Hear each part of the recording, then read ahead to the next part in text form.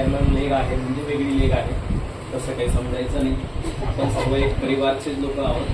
कधीही तुमचे जर का होम मीटिंग वगैरे काही कार्यक्रम झाला ना, तर तुम्ही मला बिनधास्त बोलू शकता, काही विषय नाही है ना. आता सर्वात अगोदर माझं नाव सांगतो. मी दिनेश माळी, राहणार शिरपूरचा. अगोदर माझा व्यवसाय सरांनी तुम्हाला सांगितलं असेल, भाजीपाल्याचा व्यवसाय होता. त्या व्यवसायामध्ये काही कारणास्तव प्रॉब्लेम आले कोविडमुळे. त्यानंतर मी या नेटवर्क इंडस्ट्रीमध्ये एंट्री केली आणि एंट्री केली जशी मी अगोदर मेहनत केली भाजीपाल्यामध्ये, तशीच मेहनत मी इथं केली. म्हणून आज तुमच्या सर्वांच्या आशीर्वादाने साथ सपोर्टण्याचं चांगलं काम माझं चालू आहे. आता आपण डायरेक्ट जो मेन पॉईंट आहे त्या पॉईंटवर येतो.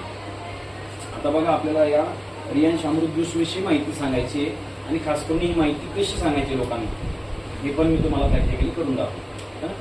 आता तुमचं मीटिंग बसलेली आहे समजा, त्याच मीटिंगमध्ये सर्वात अगोदर मी येतो. मी आता इथं आहे समजा, सर्वात अगोदर सर्वांचं अभिनंदन वगैरे करतो. मी ते स्टार्टअप करतो. नमस्कार मंडळी, मी दिनेश माळी. एक हेल्थ अवेअरनेस प्रोग्राममधून मी आता आलेलो आहे. निरोगी भारत अभियान अंतर्गत मी काम करतो. हेल्थविषयी माहिती देण्यासाठी तुमच्या गावामध्ये आलेलो आहे. तुम्ही इथं जमलेल्या सर्वांचं तुम्ही टाइमात टाइम काढून आले म्हणून तुमच्या सर्वांचं अभिनंदन आणि स्वागत मी तुमच्या टाळ्यांना करू इच्छितो. बरं, सर्वात अगोदर एक प्रश्न विचारू इच्छितो की ॲक्युप्रेशर कोणाला माहिती आहे का? इथं ॲक्युप्रेशर जे हातांचे काही पॉइंट राहतात, ते पॉइंट दाबल्यानंतर काही आपला आजार बरा होतो, हे माहिती आहे का आपल्याला? बरोबर ना? ठीक आहे, काय हरकत नाही. मला म्हणजे जवळ 20 ते 25% लोकांना माहिती असेल है ना. म्हणून मी विचार केला की तुमच्याच अभिनंदनसाठी कार्य का कमी वाजल्या. बरोबर ना? मी सांगू इच्छितो की आपल्या हातांमध्ये असे काही पॉइंट राहतात की ते पॉइंट आपण जर का दाबले ना, तर आपला बराच आजार म्हणजे असंख्य आजार आपले बरे होतात. मात्र हे आपल्याला माहिती नाही की कोणता पॉइंट दाबल्यानंतर कोणता आजार बरा होतो. बरोबर ना? मात्र विषय असा आहे की सर्व पॉइंट एकाच टाइमाला दाबले जातात, त्यानंतर आपले असंख्य आजार बरे होतात. म्हणून सर्व पॉइंट कसे दाबले जातात? जेव्हा टाळी वाजतो आपण तेव्हा. म्हणून आपल्याला चान्स पण आहे, वेळ पण आहे. तर एकदा तुमच्या सर्वांच्या सेहतसाठी एकदम जोरदार टाळ्या व्हायला पाहिजे. बरं, मी इथं आता सांगू इच्छितो, तुम्हाला वाटत असेल की इथं जो माहिती देणारा व्यक्ती आहे तो एखादी डॉक्टर वगैरे तर नाही बा. हेल्थ विषयी माहिती देतोय म्हणजे मी डॉक्टर वगैरे तर नाही. बरोबर ना? मात्र मी डॉक्टर वगैरे काही नाहीये. मी निरोगी भारत अभियान मध्ये काम करतो. हेल्थ विषयी गावोगावी आम्ही हेल्थ विषयी माहिती देत राहतो. बरोबर ना? आता बघा, डिझीज म्हणजे आजार आणि लाईफस्टाईल डिझीज म्हणजे आपले रोजचे खानपिन विषयी झालेले आजार. बरोबर ना? आता मी एक सांगू इच्छितो, डिझीज म्हणजे असे मोठे मोठे अगोदर आजार यायचे, ते व्हायरल इन्फेक्शन मध्ये व्हायचे. मग ते व्हायरल इन्फेक्शनमुळे असे काहीतरी बरेच गावोचे गाव उद्ध्वस्त होऊन जायचे. ऐकलं असेल तुम्ही, गावोचे गाव उद्ध्वस्त होऊन जायचे. मात्र मेडिकल सायन्सला सेल्यूट आहे की त्या मेडिकल सायन्सने त्या आजारांवर औषधी बनवून घेतल्या. म्हणून आपण त्या आजारांवर आता काही मरत वगैरे नाही किंवा गावोचे गाव उद्ध्वस्त होत नाही. मात्र लाईफस्टाईल डिजीज साठी असे काही मोठे मोठे प्रॉब्लेम येत आहेत की आपल्या खानपिनमुळे खूप मोठे प्रॉब्लेम आलेले. ते खानपिनच्या विषयी मी तुम्हाला सांगू इच्छितो.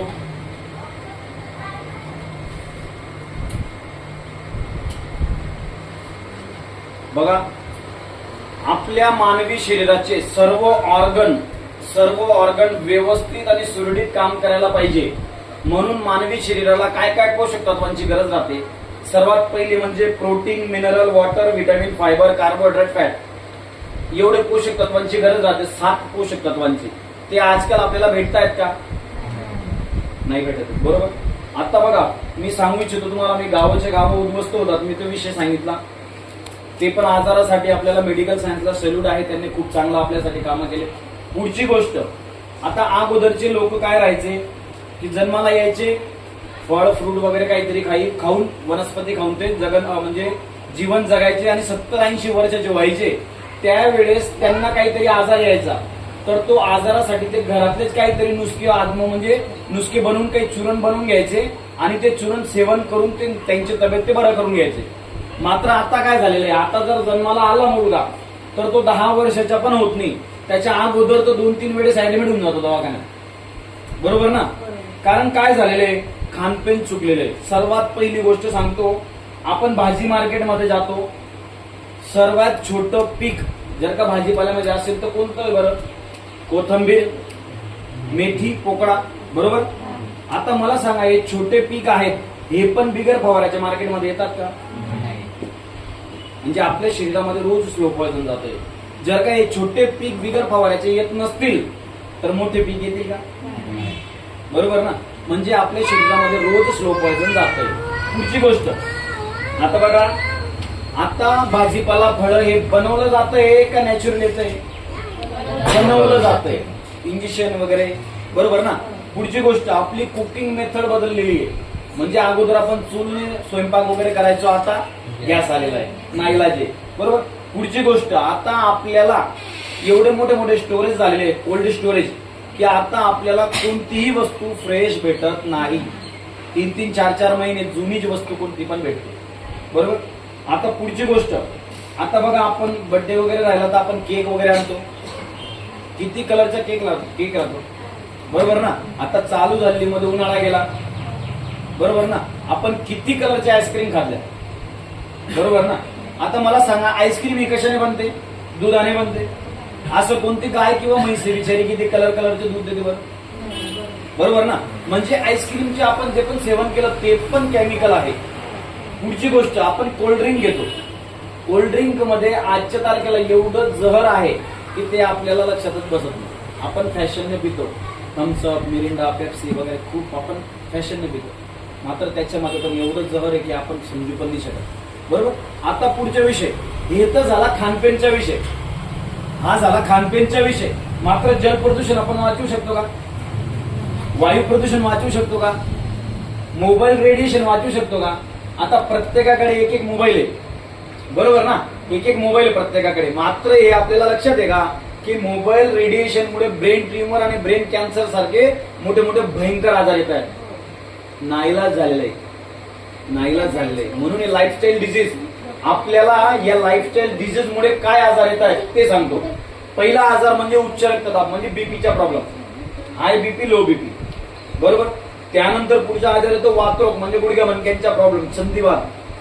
पुढचा प्रॉब्लेम येतो मोटापा, म्हणजे जो व्यक्ती जाडा होतो तो जाडाच होत राहतो आणि जो बारीक होतो तो बारीकच होत राहतो. पुढचा विषय कॅन्सर. आता तुम्ही बघितलं असेल की एखाद्या व्यक्तीला 1 रुपयाचा शौक नाहीये, एक सुपारीच्या दाण्याचा शौक नाहीये, तरी त्या व्यक्तीला कॅन्सर होऊन जातो, बरोबर आहे की नाही. म्हणजे खानपेन चुकल्यामुळे. पुढचा विषय सांगतो, आता बघा, हार्ट अटॅक. अगोदर किती वेळेस हार्ट अटॅक यायचा? 3 वेळेस. त्यावेळेस व्यक्ती जागावचा, बरोबर ना. आता काय होतं, रात्री झोपला, सकाळी खलास, सकाळी खलास, दवाखान्यामध्ये घेऊन जातो, तेव्हा लक्षात येतं की हा व्यक्ती अटॅकने मारला, बरोबर ना. आता पुढचा विषय, लिव्हर. कोणाला लिव्हरला सूज, कोणीचं लिव्हर डॅमेज, कोणाचं लिव्हर कॅन्सर, असे मोठे मोठे भयंकर आजार येत आहेत. आता बघा पुढचा विषय, किडनी स्टोन. आता मला सांगू, मी तुम्हाला विचारू इच्छितो, 20 वर्षापूर्वी, 15-20 वर्षापूर्वी लोक पाणी नाही प्यायचे का? प्यायचे ना. ते शेतातलं पण लांगीचं पाणी असं करून असं पिऊन घ्यायचे, बरोबर ना. तरी त्यांना किडनी स्टोन व्हायचा का? किडनी स्टोन त्यांना व्हायचा, मात्र त्यांच्या शरीरामध्ये असे पोषक तत्व राहायचे की तो किडनी स्टोन पण वितळून बाहेर निघून जायचा. आता काय झालेलं आहे, किडनी स्टोन झाला म्हणजे ऑपरेशन शिवाय पर्याय नाही. तुमचा विषय मधुमेह, म्हणजे डायबिटीज. अगोदर डायबिटीज कोणाला राहायची? तो एकदम हाय फाय पैसेवाला आहे, भिप्पाळ उंच आहे, त्या व्यक्तींना डायबिटीज राहायची. आता काय होतं, 10 लोकांपैकी 2 लोकांना डायबिटीज. आणि पूर्ण जगामध्ये जर आपण विचार केला तर डायबिटीज हे, भारत हे काय आहे, डायबिटीजचे माहेरघर आहे, बरोबर ना. आता पुढच्या विषय, लेडीजचा प्रॉब्लेम. आता सांगतो, लेडीजचा हा पिरियड आहे ना, हा प्रॉब्लेम नॅचरली देवाघरचा आहे. मात्र खानपेन चुकल्यामुळे काय झालेलं आहे, लेडीजचे पाळी पण आता टाइमावर येत नाही, आणि जर का टाइमावर येत पण असेल तर त्यांचं पोट जास्त दुखतं, कंबर जास्त दुखतं आणि डोक्यांचे केस जास्त काढतात. सर्वात मोठा प्रॉब्लेम. कारण का? कारण खानपेन चुकून गेलेलं आहे म्हणून. हो, मी सांगतो ना तुम्हाला, पूर्ण भारतामध्ये असं एकाचं घर नाहीये की त्या घरामध्ये दवाखान्याची मेडिकलची गोळी नसेल. मी 8 बाटल्यांमधून 4 बाटल्या त्यांनाच दिल्या असतात. अगदी बरोबर. आता बघा महत्वाची गोष्ट, मग हे काय करायचं, आपण खानपेन सोडून द्यायचे का? सोडून द्यायच्या का? आपल्याला अजून ती पद्धती अपनावी लागेल किंवा कॅचअप करावं लागेल किंवा ऍक्सेप्ट करावं लागेल. ती म्हणजे आयुर्वेदिक, जी आपण सोडलेली ती. फॉरेन कंट्रीचे लोक आयुर्वेदिकला ऍक्सेप्ट करतात आणि ऍलोपॅथिकला दूर करतात, आणि आपले लोक ऍलोपॅथिकला जवळ करतात आणि आयुर्वेदिकला दूर करतात. म्हणून यासाठी आपल्या कंपनीने 7/9/2019 ला संगमनेरला स्वतःचं हेड ऑफिस तयार केलेलं आहे, म्हणजेच कॉर्पोरेट ऑफिस. हे कॉर्पोरेट ऑफिस स्वतःचं 12 ते 15 करोड रुपयाचं आहे, आणि या प्रोडक्टला मार्केटमध्ये विकण्यासाठी जे काही सर्टिफिकेट लागतात ते परिपूर्ण सर्टिफिकेट आपल्याकडे आहेत. आणि आपल्या कंपनीची एवढी रेंज आहे. मात्र हे प्रोडक्ट आपण कुठेही ठेवून विकू शकतो. पानच्या दुकानावर, किराणा स्टोर्सवर किंवा भाजीपाल्याच्या दुकानावर कुठेही ठेवून विकू शकतो, घरात ठेवून पण विकू शकतो. कारण तेवढे सर्टिफिकेट आपल्या जवळ आहे. आता या कंपनीचे सर्वात मदर प्रोडक्ट, एक नंबर प्रोडक्ट जर कोणतं असेल तर त्याचे नाव आहे रियांश अमृत ज्यूस. यासाठी जोरदार टाळ्या वाजवा पाहिजे. तर हे एकच प्रोडक्ट किती आजारांवर काम करतं. बवसीर, पाइल्स, पथरी, किडनी स्टोन, संधिवात, जॉईंट पेन, मधुमेह, डायबिटीस, रक्तचाप, हाय बीपी, लो बीपी, रोग प्रतिकार शक्तीला वाढवतं. कोरोना व्हायरसमध्ये उपयुक्त. अस्थमा, श्वसन विकार, अपचन, कफ, ऍसिडिटी, किडनी रोग, लकवा, पॅरालिसिस, हृदयरोग, कॅन्सर, एड्स, मूत्राशय रोग, बालों को जड़ने से रोकता है. मासिक तनाव, मोटापा, ओबीसी, स्मरण शक्ति को बढ़ाता है. पाचन शक्ति को बढ़ाता है. गर्भधारण क्षमता को बढ़ाता है. Infertility, migraine, thyroid, fungal infection, blockage, totally फक्त आणि फक्त एकच बॉटल सॉल्व्ह करते. मानवी शरीराचे डोक्यांच्या केसांपासून तर तळपायापर्यंत कुठलाही प्रॉब्लेम असू द्या, फक्त आणि फक्त रियांश अमृत ज्यूस, ओनली वन. बस. पुढचे प्रोडक्ट आहे हे लिक्विड फॉर्म मध्ये आहे. मात्र हे पण सांगतो, आतापर्यंत आपण आयुर्वेदिक मध्ये फक्त भुट्ट आणि गोळ्याच बघितल्या होत्या. मात्र लिक्विड प्रोफाईल मध्ये बनवण्यासाठी सर्वात मोठं चॅलेंजच हे होतं आपल्या रियांशला, की याला लिक्विड प्रोफाईल मध्ये बनवण्यासाठी 3 ते 3.5 वर्षाचा मोठा रिसर्च लागला. त्यानंतर हे प्रोडक्ट लिक्विड प्रोफाईल मध्ये आलं. कारण लिक्विड लवकर असर करतं आणि गोळ्या उशिरा असर करतात. म्हणून लिक्विड प्रोफाईल भारतामध्ये सर्वात प्रथम प्रोडक्ट आहे. म्हणून हे प्रोडक्ट एक नंबर चालतंय. आता बघा पुढचे प्रोडक्ट आहे डायबिटीज म्हणजे डायबोजी. ज्या व्यक्तीला 200+ शुगर असेल, 200+, त्या व्यक्तींना डायबोजी आणि अमृत ज्यूस द्यावा लागते. जर का 200- असेल तर हे अमृत ज्यूसच सर्व कव्हर करून टाकते. हो. पुढचा विषय, ज्यांना गुडघ्या मणक्यांचा नॉर्मली प्रॉब्लेम आहे, नॉर्मली तर फक्त एकच कव्हर करून टाकते. जर का जास्त प्रॉब्लेम असेल गुडघ्या मणक्यांचा म्हणजे संधिवात वगैरे, गडिया रोग म्हणतो आपण, तर त्यांना अमृत ज्यूस आणि अर्थोजी कॅप्सूल द्यावं लागते. आणि अर्थोजी पेन ऑइल पण आहे. आता पुढचे प्रोडक्ट आहे ज्या पुरुषांना मुलबाळ होण्याची समस्या आहे, ज्यांना पंप काउंट वगैरे कमी राहतात, शुक्राणूंची संख्या कमी राहते, स्टॅमिना वगैरे कमी राहतो, त्या पुरुषांसाठी जर का नॉर्मल प्रॉब्लेम असेल तर हेच कव्हर करून टाकतं. जर का जास्त प्रॉब्लेम असेल तर हे आणि पॉवर बुस्टर प्लस हे घ्यावं लागतं. पुढचा विषय लेडी लाईफ केअर. लेडीजचे सर्व प्रॉब्लेमचं सॉल्युशन एकच आहे. पाडी न येत असेल किंवा प्रॉब्लेम येत असेल, पांढऱ्या पाण्याची समस्या असेल, गर्भपेशीला गाठा असतील, हार्मोन अनबॅलन्स असतील, कुठलाही विषय असू द्या लेडीजच्या, XYZ कुठलाही विषय, नॉर्मली विषय असेल तर हेच कव्हर करून टाकतं. जर का जास्त प्रॉब्लेम असेल तर अमृत ज्यूस आणि लेडी लाईफ केअर एक नंबर रिझल्ट डायरेक्ट. आता पुढचे सॅनिटरी नॅपकिन. आता मला सांगू इच्छितो तुम्हाला, भारतामध्ये काय अख्ख्या जगामध्ये काय झालेलं आहे, सर्वात जास्त कॅन्सरचे पेशंट कोण आहेत माहिती आहे? लेडीज. काय आहेत बरं माहितीये का?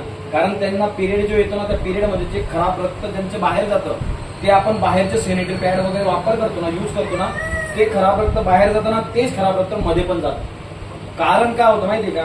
बाहेरचे खराब नॅपकिन आपण यूज करतो, आणि हे आपले सॅनिटरी नॅपकिन असं आहे की याला अँटी रेडिएशन चिप आहे. जे ब्लड बाहेर येतं ना खराब झालं, ते बाहेर येतात बरोबर डायरेक्ट निगेटिव्ह होतं, म्हणजे खराब डायरेक्ट एवढंच शुद्ध होऊन जातं.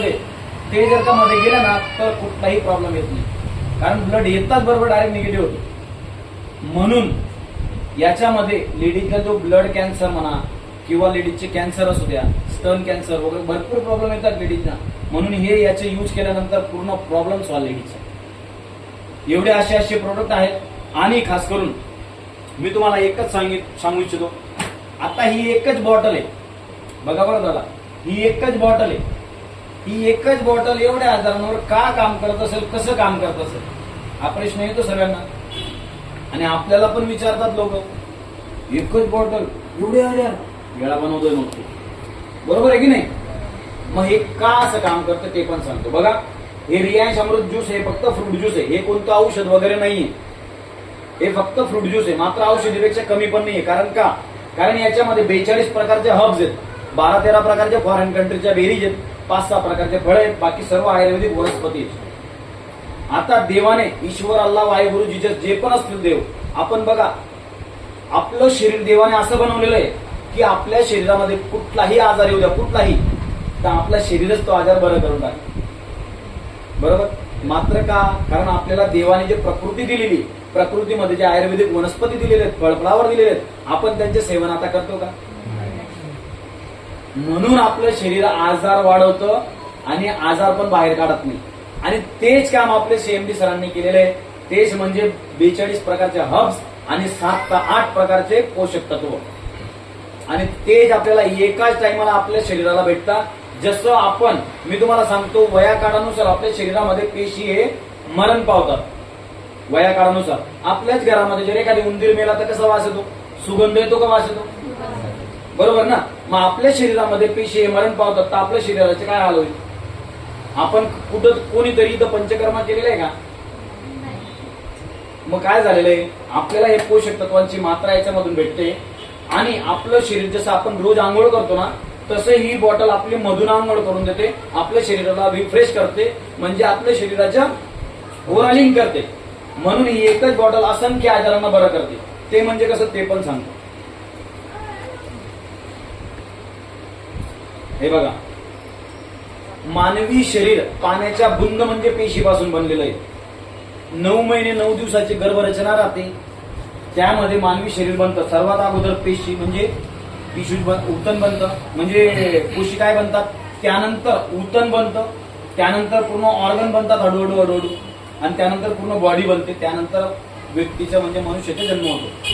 मात्र आपण काय झालं, आपण जर का आजारी पडलो तर आपण कुठं जातो, आपण जर का आजारी पडलो तर आपण कुठं जातो, डॉक्टरकडे. अगदी बरोबर. आता डॉक्टर काय करतात, कुठून काम करतात, ऑर्गन पासून. डोकं दुखतंय, डोक्याची गोळी, मायग्रेनची गोळी, पोटदुखीची गोळी, कंबरदुखीची गोळी, पाय दुखतात, पायदुखीची गोळी, किडनी स्टोनची गोळी, ऍसिडिटीची गोळी. म्हणजे ऑर्गनवर काम करतात. म्हणजे मला सांगा, ऑर्गनवर जर काम करत असतील तो आपला आजार कायमस्वरूपी जातो का, तो फक्त आणि फक्त तात्पुरता दाबला जातो. म्हणून, आणि तो आजार एक वेळेस जर मोठा बनला तर तो आपल्याकडून लाखो रुपये घेऊन जातो. आणि जर का लाखो रुपये राहिलं तर ठीक आहे, नाही तर व्यक्तीच घेऊन जातो, बरोबर ना.